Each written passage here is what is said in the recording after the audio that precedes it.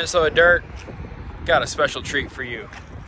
For work, I had to come down to Iowa for Carl Custom's open house. So we're right down the road from a pretty cool place. You might have heard of it. Fast Shafts. So Pat Fagan was nice enough to meet me, and we're gonna go get some dinner. But let's go check this place out.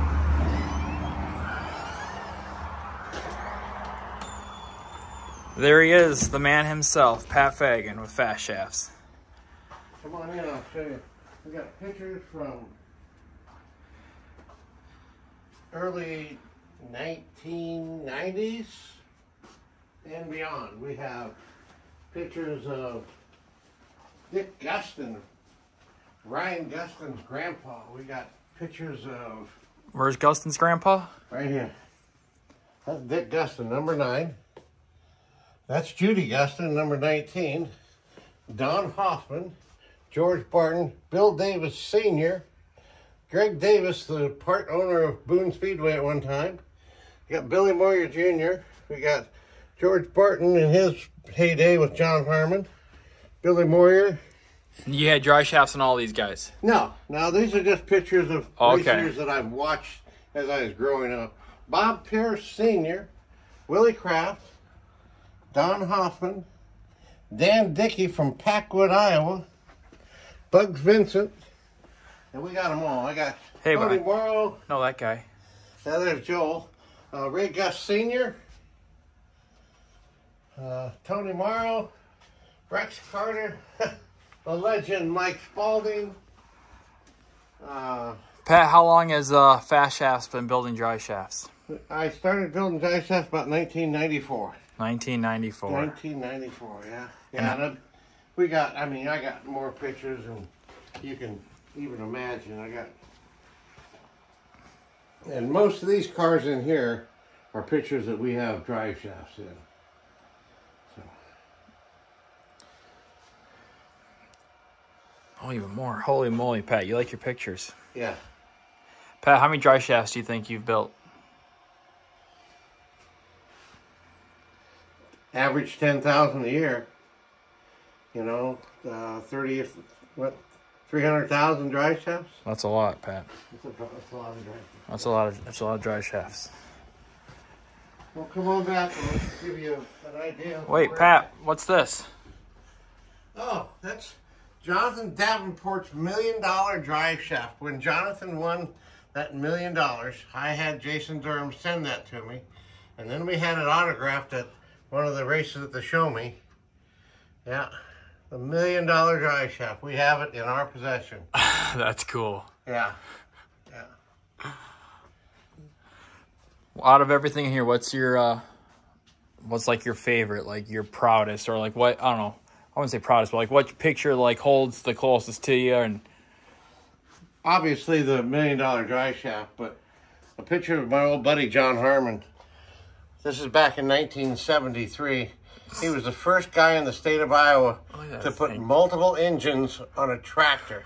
He put 2 454s on that tractor. Just a poor old farmer from Polk City, Iowa.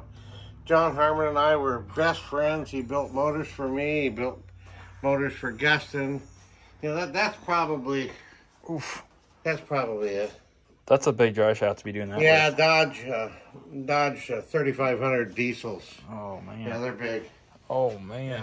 Yeah, that hurt. We built one piece drive shaft for the Dodge 3500 diesels. So you don't only do race car things. Yeah. You do. If it's got a drive shaft, anything 1 ton and smaller, we'll build it. Let me click on the light here for you.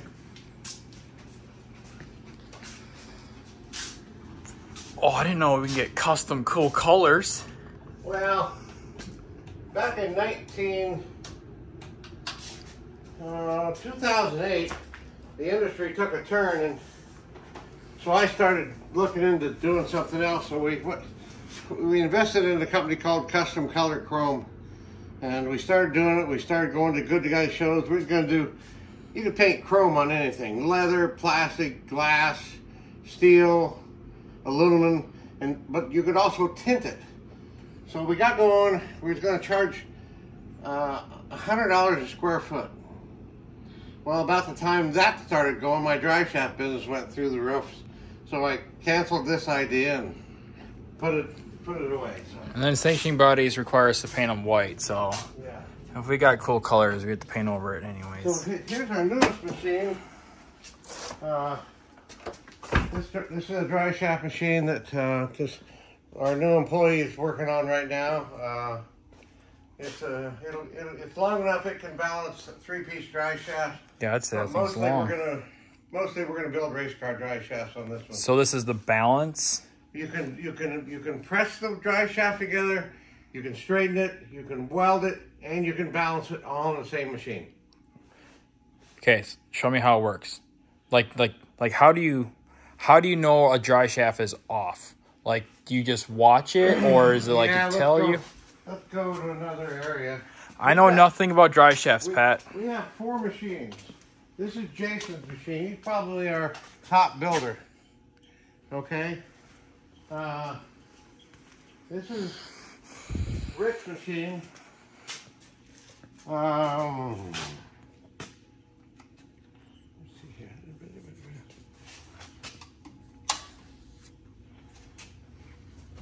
So each machine's got a dial indicator right here that when it's out of balance, here let me loosen this up here. Okay, so when it's out of balance, that dial indicator is going to do this. Mm-hmm. It also has an electric signaler that will tell us where the imbalance is. That's cool. So what we do is we start the machine up, we run it. As you can see, the needle on the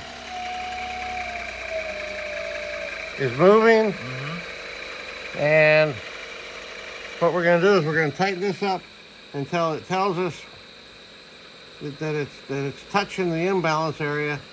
Maybe. Okay, so look right there. So it's saying that number 8, it needs weight. Oh. And we don't think it needs much because that's not moving much. So what we'll do is we'll stop the machine. We'll turn this here to number 8, right there. We'll tape on one of these weights to the drive shaft and spin it. If it's all good, then we'll weld it on. Well, that's because it's just a long version of a tire balancer. Basically, yeah. And this thing is long. This thing is what, 20 feet? Yeah. It'll also do a 3-piece drive shaft.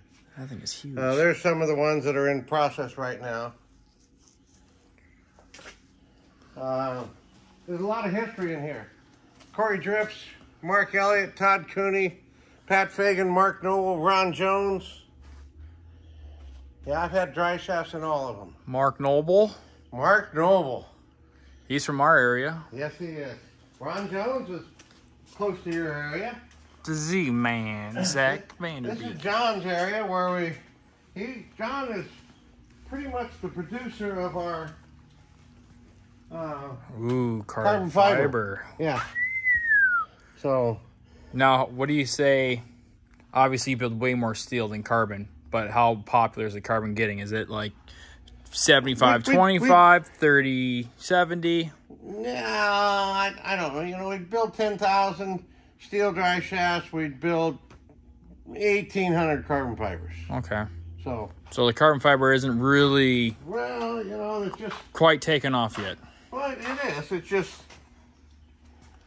It's just carbon fiber is only allowed in certain sanctioning bodies. Yeah, yep. You know, and the asphalt guys, a lot of drag racers, obviously the IMCA world, a lot of steel dry shafts out there, a lot. Yeah. I mean, we sell to Motor State, Speedway, Summit, Performance Bodies, Day Motorsports, Smiley's, Close Racing Products. We sell to Jim Bernheisel. We sell to probably 90% of the major chassis builders in the United States, whether it be a street stock or a stock car or modified or late models. We sell to all of them. I mean, and the reason that people buy from us is, number one, the quality is good. Number two is I've been keeping track of sales history for a long time. Long time. I have got more dry shafts on the shelf ready to ship same day of the order than anybody in the world. Yep, no, and that was, we were fortunate enough last year, but the year before when we dumped that dry shaft, you had us fixed up in less than, I'd say, 40 hours. Yeah.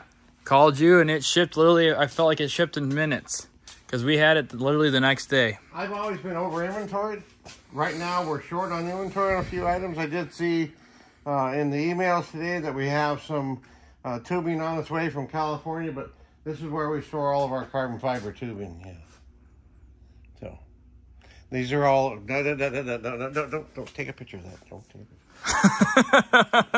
picture. So this is a lathe. One of the lathes we have. We have a bigger lathe. This is where we do the lightening of our ring and pinions. This is an example of one of the ring and pinions that we've lightened. You know, we do lightening, we do polishing right here in house. This is our aluminum dry shaft machine. This is where we weld all of our aluminum dry shafts. We prefer to do them. We turn them by hand. We just feel better about the whole process. This machine here is our torque testing machine. That's what we randomly check our carbon fiber dry shafts. Oh, I get you. So you hook up just both ends, and yeah, was this like a bottle jack? Yep. And it just twists it. That okay. That end is hooked to a sensor that reads out on a digital readout scale right here. Oh, okay. So we twist most of our dry shafts up to 2,500 foot-pounds. My BMOT makes more than that. Yeah, well, no racer in the world's ever going to see 2,500 foot-pounds. So we seem fairly confident about that. So. Okay, so maybe my BMOT motor doesn't make that. We'll walk next door real quick.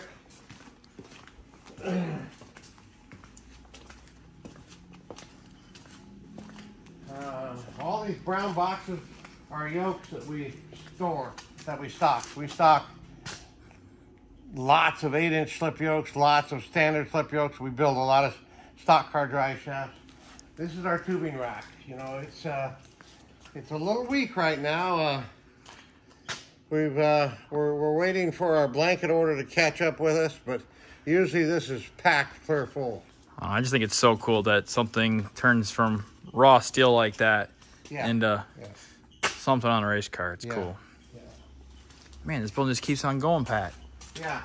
This is where, when we had a gear guy, this is where he built all of our 9-inch gears. Let me flip on the light for you. You can get kind of an idea of what we have in stock. This is our carbon fiber shelf right here. It's a little low right now.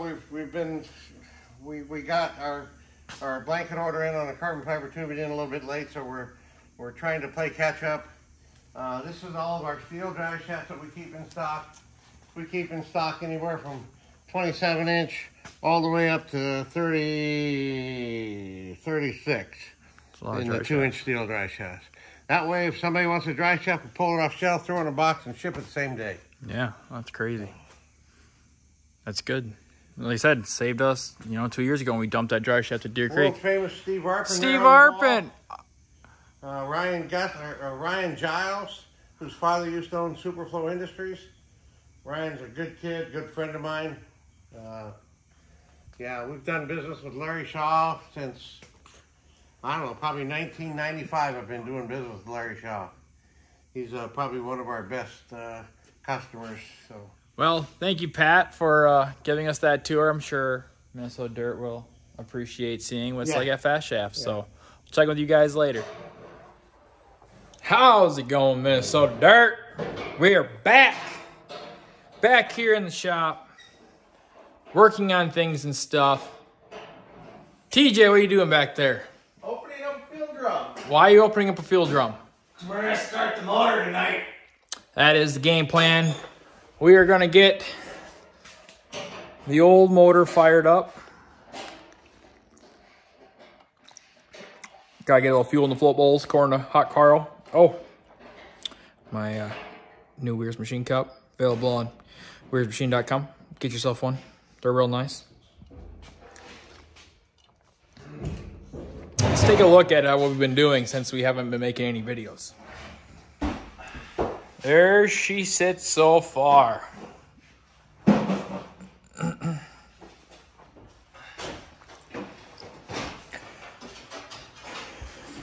We got our new AFCO 26-inch double pass radiator. This year I went with the AN upper radiator hose. We're gonna give that a shot. It looks freaking badass. Sorry, bad language. It's a bit of an expensive thing to do, but I was talking to Hunter Kennedy about it, and he's like, man, after I've done it, the cost sucks, but after you've done it, it's done, and I love it. So we went ahead and we did it.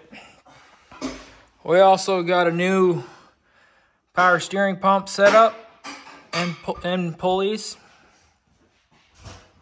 Real nice piece. But yeah, haven't done anything to the rear. You guys already seen it. Pretty much everything here has just been setting up the motor. I went real professional on here. I even have, you know, tie downs holding down the wires. I like how fancy and professional. And then look at that. I even got it tied there.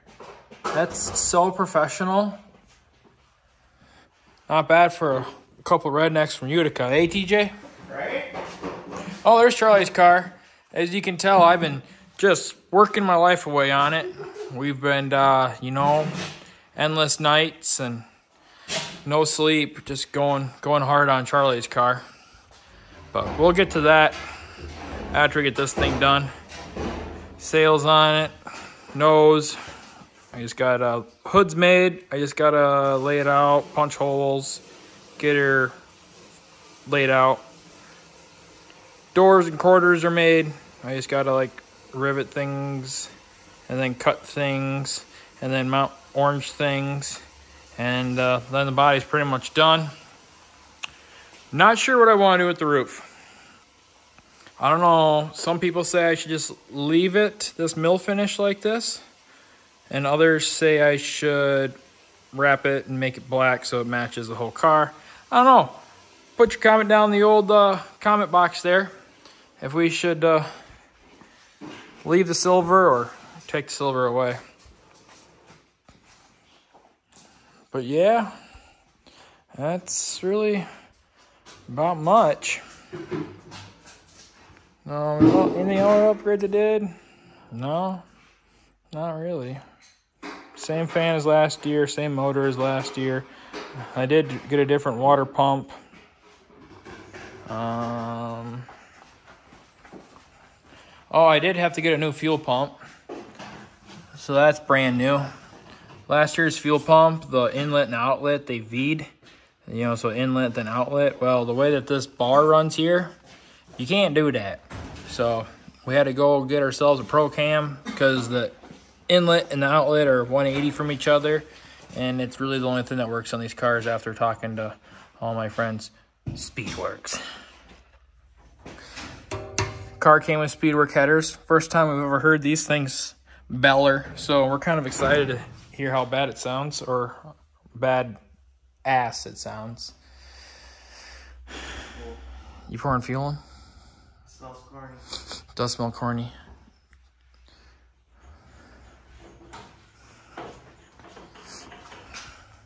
You got the cool kid levels. Hey, that's a top secret skyrocket thing. You're not supposed to point that out. Ultra top secret.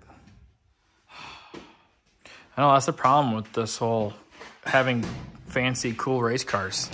Is yeah, we can't really show everyone in the world what we're doing, and you know, everything's got to be like ultra top secret. Area 51 top secret. Area 51 top secret. Hopefully we win a few races this year and we actually have something worthy of keeping hush hush. Oh, smell the corn. Oh, it's been so long. Ah, it smells so good.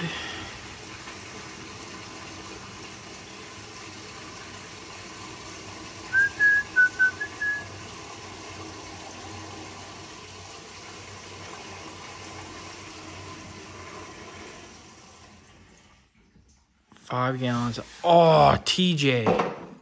I just remembered something. So on my way here from work, I was like, you know, we'll have to make a new dipstick for this car. No. Well, now I just realized that. Well, okay, TJ's smarter than me. This is my first time having a superior fuel cell. And now I just remember after looking at it, we got a fuel stick. They come pre-dipstick. How many gallons is in it? Less than 10. Well, that's good, because it should be around 5. Yeah. All right, I'm going to set you up. I got to pull out the fuel out of the carburetor. I put 114 in this thing, fuel from Charlie, so that the E85 doesn't just sit there all winter long. I drain all the fuel, and then I fill with 114, give it a little through the old accelerator pumps for winterization. So why do you gotta drain it? Why can't you just start it with it? I'm sure we can, but I'd probably be really grumpy. I don't know. It's 114. This thing is, that carburetor is for E85, not 114, and maybe we are fine. Maybe we're not fine. I don't know. So I'm going to do the safe thing, and I'm going to pull the fuel out because I know E85 is supposed to be in there, so we're going to put E85. Better to be safe than sorry, TJ. Absolutely. So, or another 5 in it, maybe.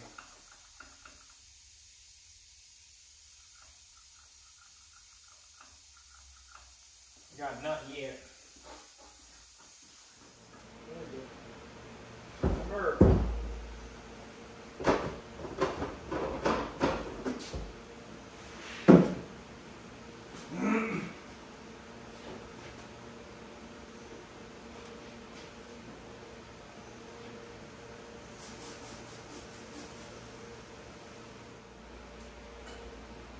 She's full now.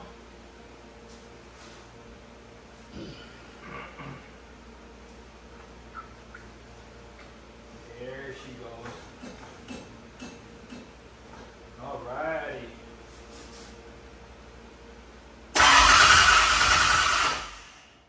Alright, turn the old ignition on. Sparky Sparkies. We got oil pressure already from a little bit of cranking. See what happens here. Oof.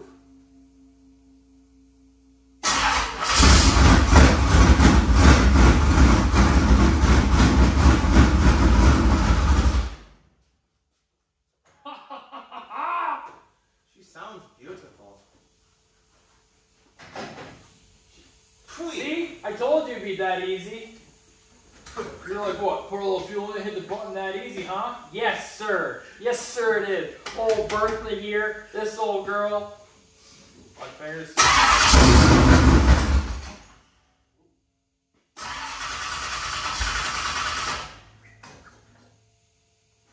Still got no fuel.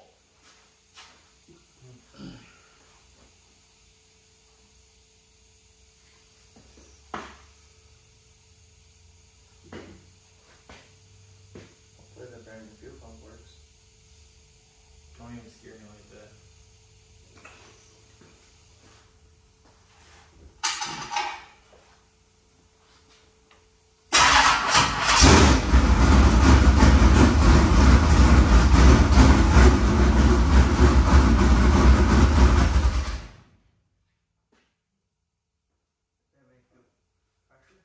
Yeah, I'm just trying to see if we can get a touch of fuel pressure.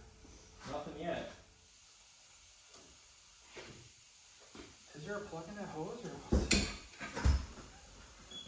Yeah, hello. You got it running yet? Well, trying to diagnose what the hell's going on here. I don't know what the hell's going on here. Oh yeah. Ignition off. Ignition is off. Just gonna bump it.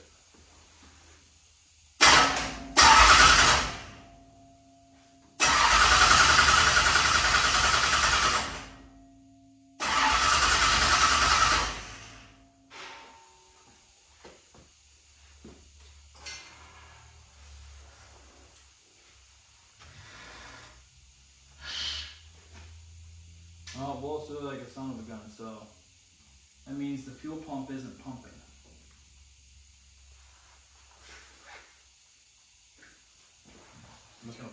see if any fuel spits out. You don't have to prime it, do you? Brand new fuel pump. You don't have to prime it, do you? Oh, there's fuel on the backside. Yeah, there's lots of fuel back there. Because when we tore it apart, we pulled it away from the diaphragm and turned it and put it back through it, right? Correct. You sure you got the rod where it belongs? Oh yeah, rod's on.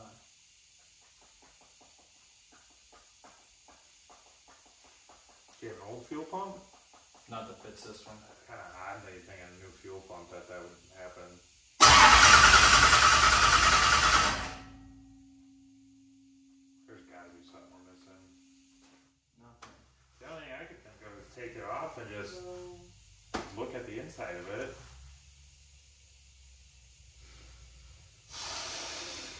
See, now you know why I always buy like 3 or 4 gaskets. When I grab a gasket, I don't just buy one because you never know what kind of stupid things are going to happen. Oh, these paper go.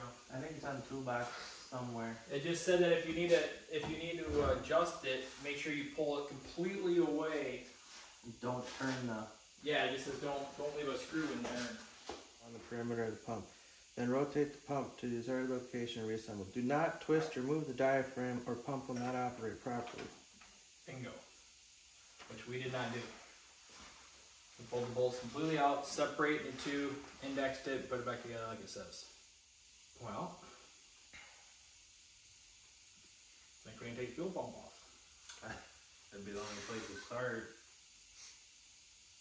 So you're saying that the old 10-year-old fuel regulator still has a chance, huh? Possibly. I don't know, Minnesota Dirt, what do you think here? We SOL or, I'm not sure. Optimistic. If there was fuel up to it, I would say it's junk, but there ain't nothing to it.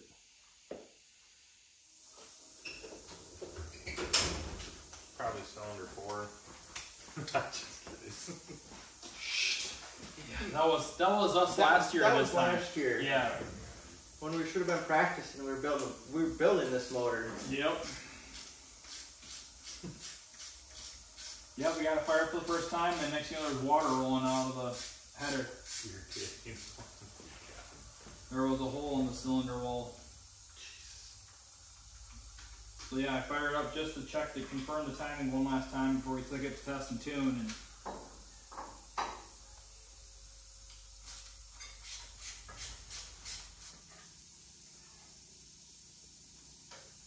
It was on there. yeah, she was really good.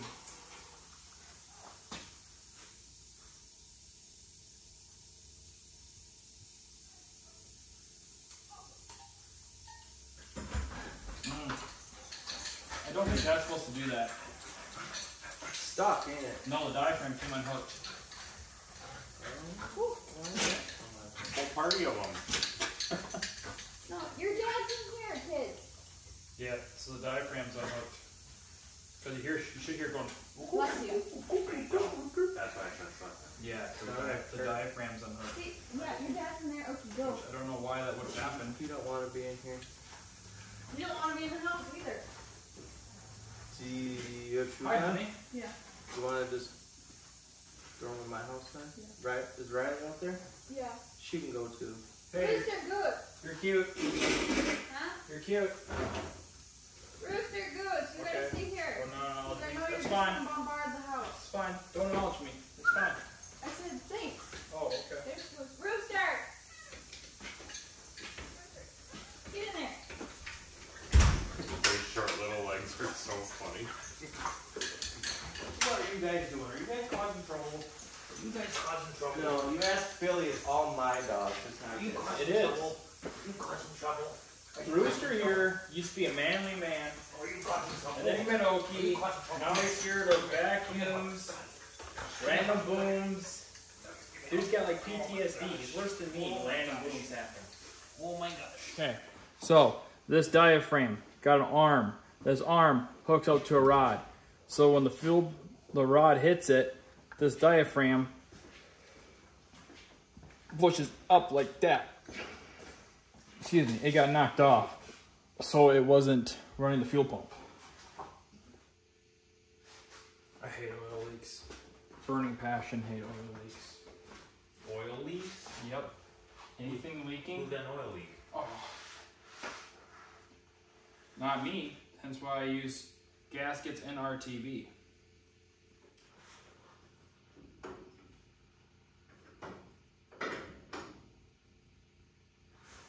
Got to tighten both ends. What, the top one too? Yeah. Oh, good catch. I just put it on there, finger tight.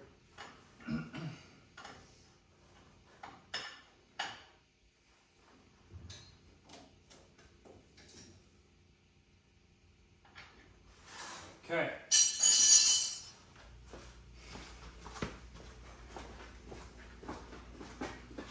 You gotta turn your switch back on inside.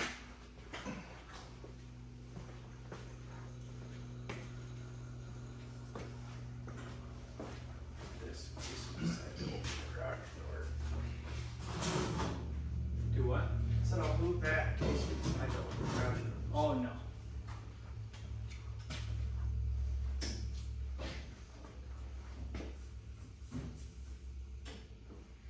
Ignition is on.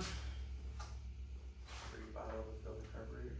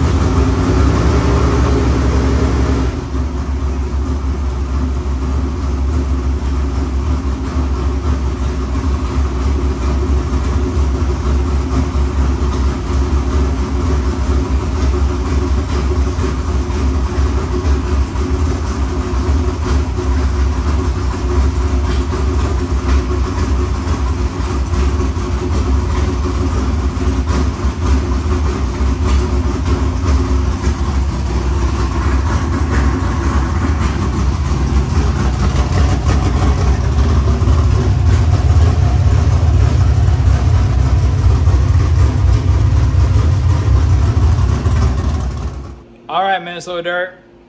We got it running. Fixed our little problem with that fuel pump. Makes me feel a lot better. I was kind of nervous, but I kind of figured it had to be that fuel pump. Everything else in the car has been here before, and the whole like fuel pressure regulator, all that's off of last year's car. I knew it was good, so I knew. I didn't want them guys to know, but I, deep down inside, I knew there was something wrong with that fuel pump. And so yeah, we got some stranger in the shop here. What's your name? Dylan. Dylan. Dylan what? Hutkowski. Hutkowski. Number 88. 88. What do you race? B-Mod. Elaborate. USRA. Stick around with Mississippi Thunder Speedway over in Fountain City. Otherwise, we go down to Mason City, Iowa. All right. What do you got for a car? I have a 2018 GRT and potentially looking to upgrade this year. Ooh. I think he should buy this, and then I'll buy a new one next year. What do you think? Leave a comment. Help me sell it to Dylan. Big plans for this year? Upgrades? Kind of just... Big plans are just get as much seat time as possible with the 18 GRT, focusing on that, you know, making the adjustments needed to improve, get faster and faster. But of course, if we switch chassis, then it's going to be a whole ball game starting over. So you're going to switch to a 21 Skyrocket? I don't know about Skyrocket, but we'll see. We'll see. Nothing against Skyrockets, but we'll see. For me, the big goal this year is just to get as much seat time as possible. You know, race as much as I can, 2-3 times every week. So. How long have you been racing? Going on my 3rd year. You're so, number 3. Not too long. Well, Dylan, good luck. Thanks. Dylan lives right down the road, so I'm kind of out here in no man's land. There's not a lot of people that do what I do, so having Dylan like 3 miles down the road is pretty awesome to have a friend in the old AO to talk and hang out and play race cars with. So TJ, what do you think? It runs. It sounds amazing. Yeah, these beaver cutters do sound pretty nasty, don't they? Yeah. Impressive. Just gotta throw a body on it. Let's go racing. Yeah. So should we tell everyone that we're going to Texas now? We're inspired. We got it running. We are inspired. We're going to spend the next 24 hours slamming a body on this thing, and we're going to Texas. Sounds like we're committed. Actually, no, we can't do that. I don't even have springs yet. We can overnight them. Yeah, I know a guy in Texas. We could ship them right to him. I suppose. I'm sure we can find 4 springs between here and Texas. I got a set of springs for you. Oh, brother, are they the right springs? You haven't told me that yet. Yeah, see, you can't tell the competition your ultra top secrets like spring rates. But then 300, 300, 4 and 4? No, so left front's 1100, right front's a 900, left rear is 400, and the right rear is a 750. Unless the track's rough, then we go to an 800. Yeah, more like a 9. Not enough adjustment. Is that the spring rate you run? Pretty darn close, but like I said, I don't want to give everybody the secret to going fast. All right, guys. Well, that's going to wrap it up for this night. I don't know if this is going to be the closing of the video or if I'm going to keep videoing throughout the week and then we'll drop this Sunday. I don't really know yet, but do want to say a huge thanks to Napa Plainview. They have re-signed on to BTK Motorsports, or what, I don't know what I want to call myself individually. But yeah, BTK Motorsports, Billy the Kid Motorsports. I like it. Big thanks to Rossi Auto Collision. They re-signed on for next year. Super happy. National Fleet Graphics is still on board for this year, so we'll give them a call here shortly and get some sweet decals put on this thing. Go fast, take chances. Weir's Machine, obviously, still on board. What? I haven't called them yet. Fast Shafts, still on board. Thank you, guys. Yeah. So, more information to come. And so, yeah, we'll chat you guys later. See ya.